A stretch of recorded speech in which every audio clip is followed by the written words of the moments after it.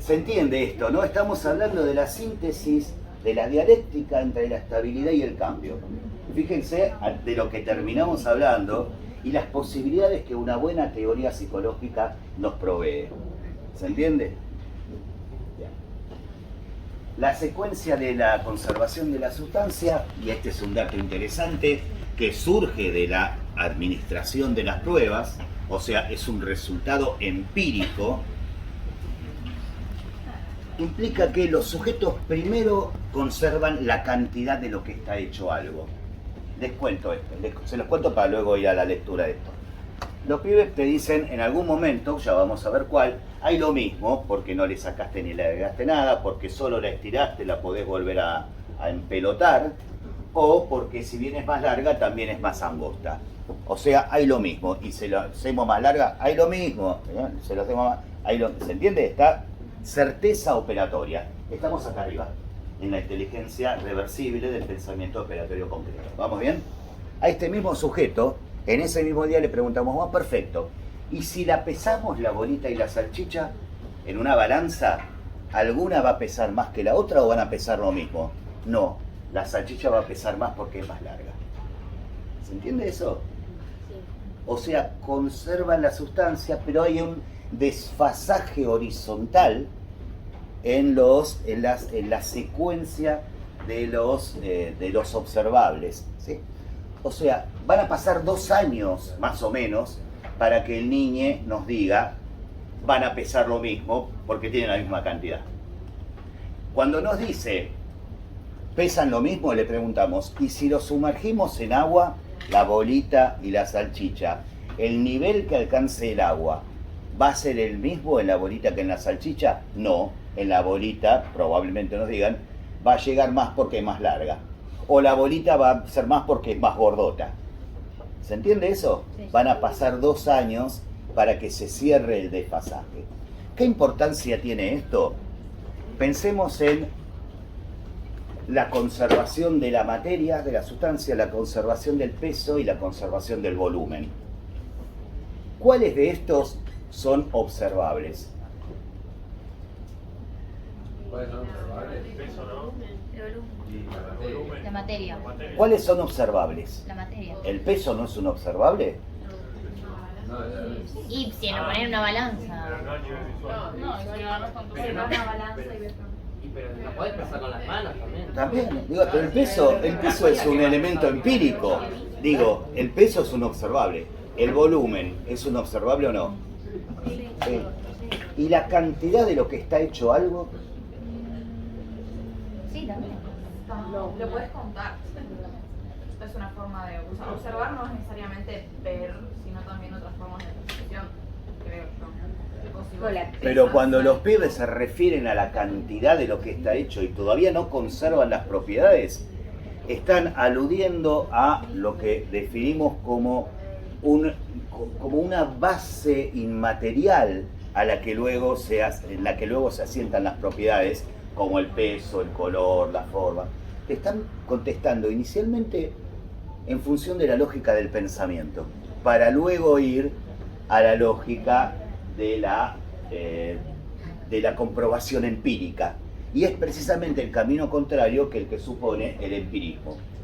Miren, ustedes saben que Piaget había inaugurado el Centro de Epistemología Genética en Ginebra, en donde, y esto es muy raro, no solo en la vida en general, sino en la ciencia, reunía en su interior a una variedad de personas que trabajaban en distintas corrientes, ¿sí? Un día uno de sus colaboradores, de las personas que estaban haciendo ahí alguna tesis, un doctorado, había un centro muy importante a nivel mundial, estoy hablando de la década de los 40 y de los 50, ¿sí? Y los 60 también. Un tipo se llamaba Smeslum, algo así. El tipo le decía, vos sabés que estuve pensando, Piaget, estuve pensando que por ahí esto puede no ser cierto. A lo mejor yo creo que los pibes llegan a la conservación de la sustancia a partir de la comprobación experimental y empírica. Piaget, ¿qué le dijo? No le dijo, sos un ignorante, no sabés nada, burro, sino que le dijo, perfecto, hacé una experiencia para poner a prueba tus postulados, acá mismo. ¿Sí? Entonces Medlum fue y se afanó una balanza, se gerenció una balanza, de paso, Ah, que le mostraban a los nenes, pero igual no lo entendían. para eso. Entonces, lo que Medlum hizo, entonces, fíjense la actitud piagetiana, no le discutió nada. Listo, hace una experiencia y después discutimos la experiencia. ¿Para qué le explico? Entonces le daba a los pibes y les decía, bueno, tenemos la bolita y la salchicha, ¿sí? Si fueran para comer, ¿cuál te parece que pesa más o pesa lo mismo? Y los pibes decían, pesa más la salchicha porque es más larga. ¿Estamos de acuerdo? Que le decían, dale, pesala. Entonces ponían y se dan cuenta que la balanza andaba al medio. Entonces los pibes, después de corroborar una y otra vez, como son chicos pero no son boludos, saben que la pesaba 2, 3, 4, 5 veces y debe haber lo mismo, ¿o no? Uno, aunque no sepa por qué, sabe que las cosas funcionan así. Como cuando en los viejos televisores en casa les pegábamos un lado al lado arriba del parlante y andaba. Nadie sabía por qué corno, pero sabía que había que golpear acá. ¿Se entiende?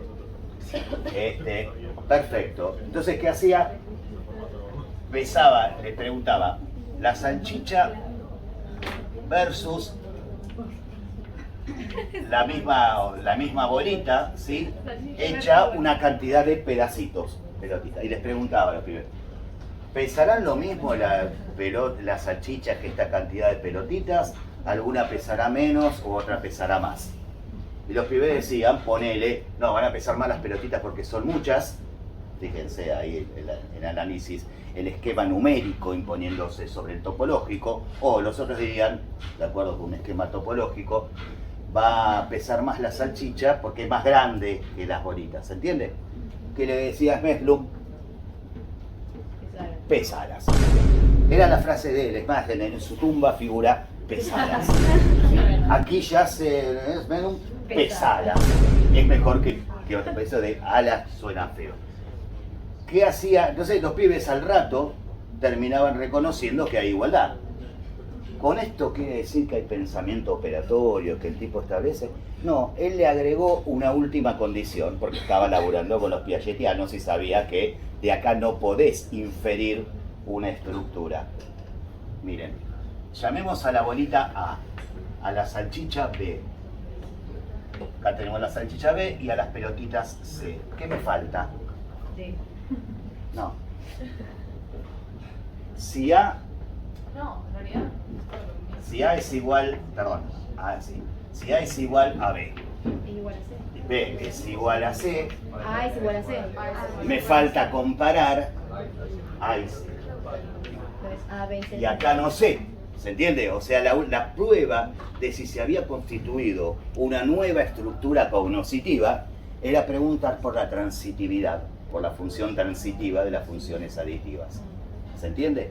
Entonces, ¿qué les decía como última instancia? Bueno, comparemos la salchicha, la bolita con los pedacitos. Si el pibe decía desde el principio, no, van a pesar lo mismo, es que se cambió la estructura cognoscitiva. Si te dicen, no, va a pesar o más la bolita o más los pedacitos, No entendía, no hay. no hay. Y efectivamente, la gran mayoría de los pibes, ahora no me acuerdo el dato, pero créanme cuando les digo, no me acuerdo el número, pero la mayoría de los pibes seguían sosteniendo o que esta tenía más o que esta tenía menos. ¿Qué quiere decir? No se produjo un nivel cualitativo en el desarrollo nuevo.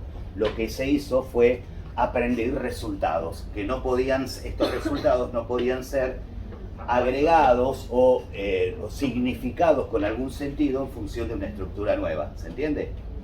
Si yo les digo A igual a B, B igual a C, ustedes coligen inmediatamente que A y C tienen que ser iguales, ¿o no? Esto no pasaba. Por eso te referías al argumento contrario a la tesis empírica. Yo hubiese observado todo eso y hubiese podido asimilar esa observación. Si hubiera sido por el... La tesis de Medlum era que no, esto es empírico, esto lo tienen que, porque yo soy conductista y creo en eso, o sea, déjame de agarrar de algo, ¿sí?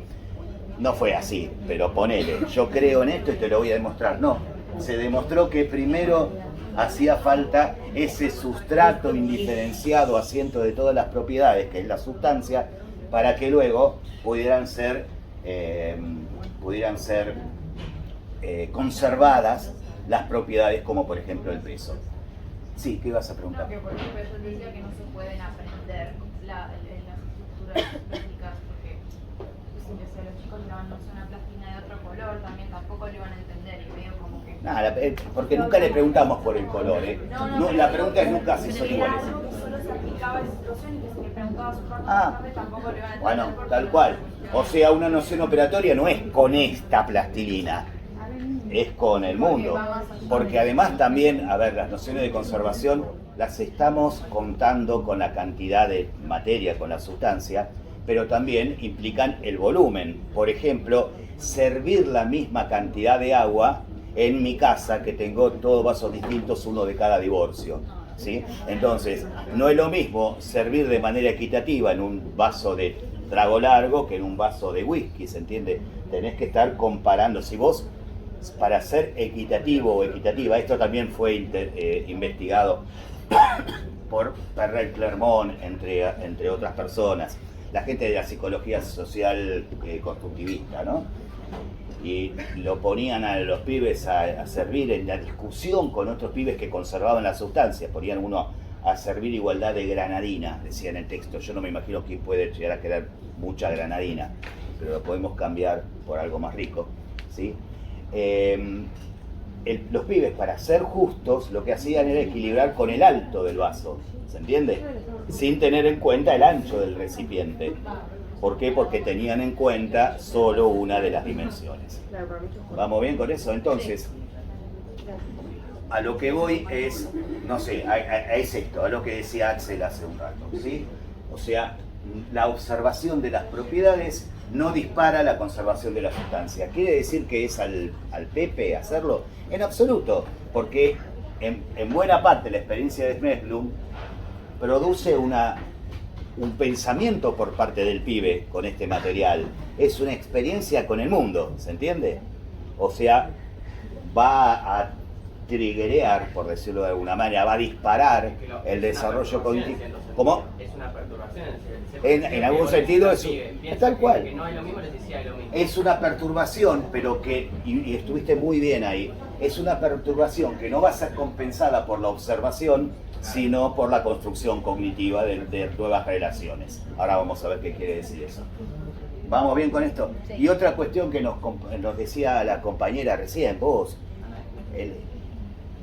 porque metió una palabra acá que es clave, enseñar y aprender esto, ¿no? ¿Cómo se enseña la estructura? Y este es el gran tema entre la teoría piagetiana y la educación. O sea, yo estoy convencido de que a los pibes no se les puede enseñar la propiedad transitiva si su experiencia no lo lleva a decir. Ahora, esto implica que, por ejemplo, los niños no se les deban enseñar la memorización de las tablas de multiplicación antes de que conozcan las propiedades de las funciones aditivas, en absoluto. Yo creo que está muy bien que se sepan de memoria algo que todavía no saben para qué se usa, ya en algún momento lo van a usar. Cuando lo entiendan, lo van a tener preparado. 6 por 7. 42. ¡Epa! Hay que Había revisar, que decirlo, hay yo que estaba re- colgada. hay que revisar las tablas, ¿sí? 2 por 4. Tango. Ah, bueno. 2 por 4. Disculpen. Bien. ¿Seguimos? Entonces, Sí. Tengo una duda.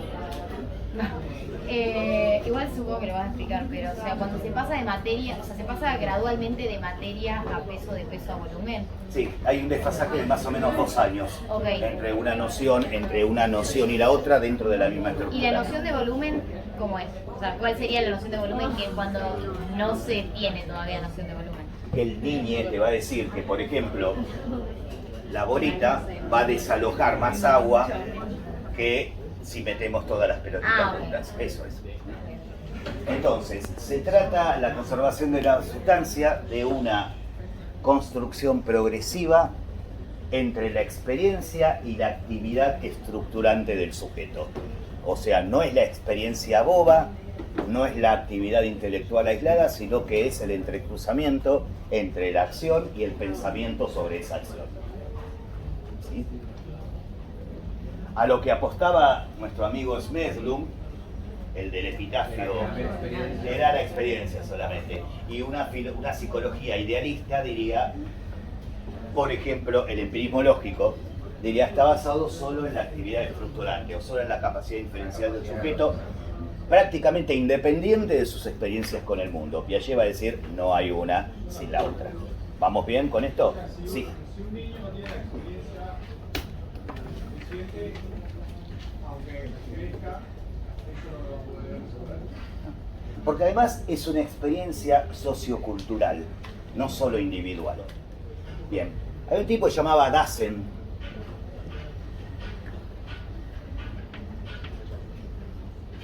que es interesante, porque hubo un momento hacia los años 40-50 en que cuando se descubrió esto, lo que se empezaron a hacer fue a ver si lo que encontramos en Ginebra, parezco Luca Prodan, si lo que encontramos en Ginebra es también aplica a otras poblaciones, ¿sí? Y se empezaron a estudiar en distintas ciudades, pero además comenzaron a realizarse estudios transculturales, ¿sí? O sea, salieron los piagetianos del aeropuerto de Zúrich con las valijas llenas de plastilina a por el mundo, ¿se entiende? O sea, uno los veía llegar, ahí viene un piagetiano, mirá, plastilina, ¿sí? Iban por los lugares, distintos lugares del mundo, y encontraron que con una variabilidad lógica de edades promedio, en todas las poblaciones del mundo esto se producía, salvo en una que ya no existe. En Australia, una tribu cazadora-recolectora, ¿sí? Encontraron que los adultos no conservaban la sustancia. O sea, seguían relacionando la cantidad con la forma. La explicación de estos piagetianos, se entiende la situación, ¿no? Sí.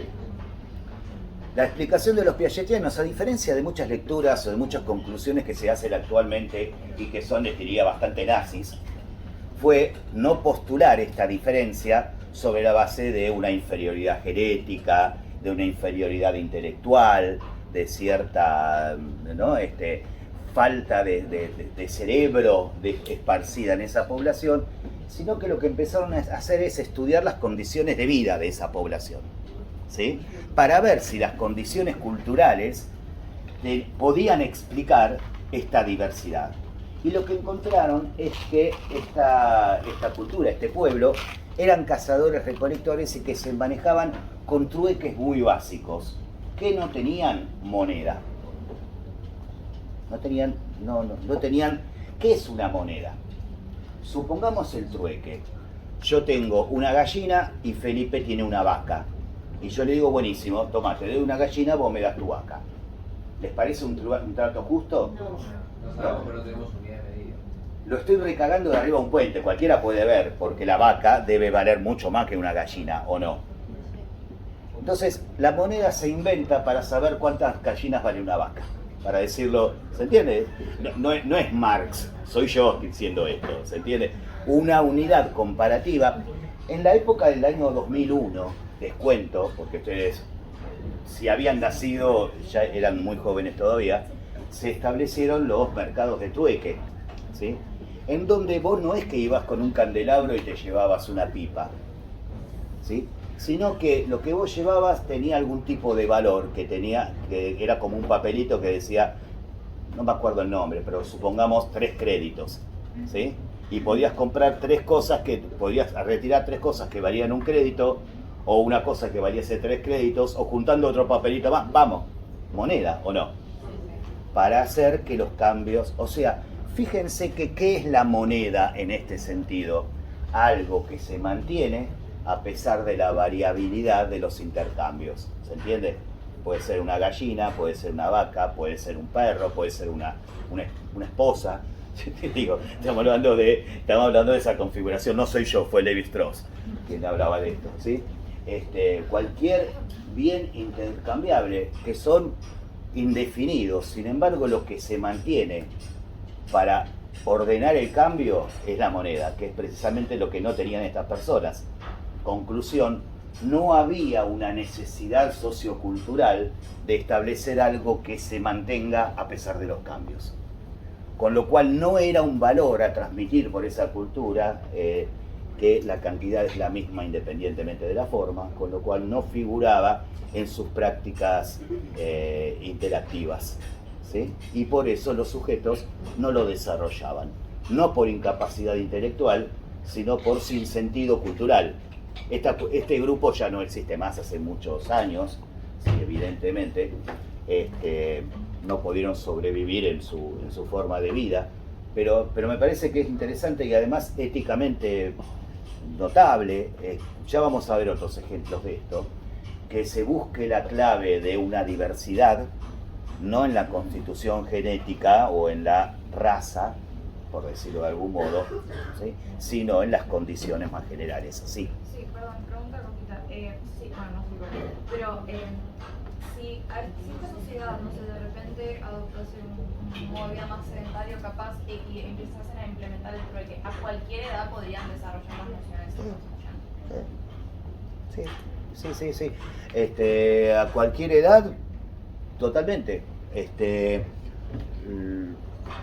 Si no tuviste este tipo de intercambios, lo podés a estas personas, si hubieran tenido la necesidad de tener un patrón común que organice la variabilidad de los intercambios, en algún momento, bueno, claramente iban a llegar a que, mira, no sé qué es, pero vale 3 créditos o $3.